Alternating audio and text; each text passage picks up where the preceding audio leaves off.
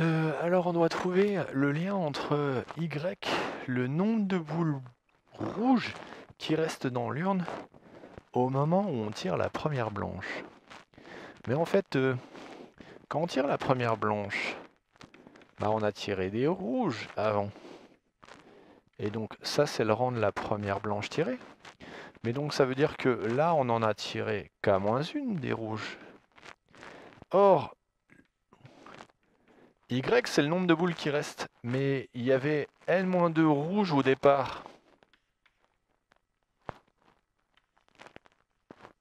Bah, si on en enlève x-1, alors ouais, ça c'est x-1 du coup, au moment où on tire à la blanche, bah, il va en rester n-2 au départ, moins x-1 une fois qu'on tire la blanche, qui ont été enlevés une fois qu'on tire la blanche, et donc on obtient que ça fait n-x-1.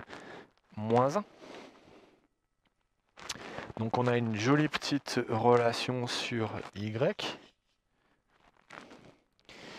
Et donc ensuite, on nous demande l'espérance. Et bah, ça va être facile ça, puisqu'on a une formule qui nous dit que l'espérance d'une transformée affine, c'est la transformée affine de l'espérance. Oups. Ce qui veut dire que l'espérance de Y, c'est l'espérance de... Alors je vais faire passer le moins x devant et le n-1 derrière pour qu'on voit bien la ressemblance avec cette formule-là. Donc, vous voyez, votre a il est là, c'est -1, votre b il est là, c'est une constante, et donc on trouve moins l'espérance de x plus n-1. Ah, malédiction. Et donc l'espérance de x, justement, on l'a calculé tout à l'heure, ça fait moins n plus 1 sur 3 plus n-1, je crois qu'on va tout mettre sous des tiers. Combien on en a? Bah là, on a 3n sur 3. On en enlève n, bah il en reste 2.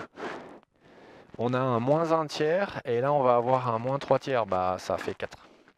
Donc du coup, on peut espérer qu'au moment où on tire la première blanche, et ben, il reste 2n-4 sur 3 boules rouges dans l'urne. Voilà ce que signifie ce calcul.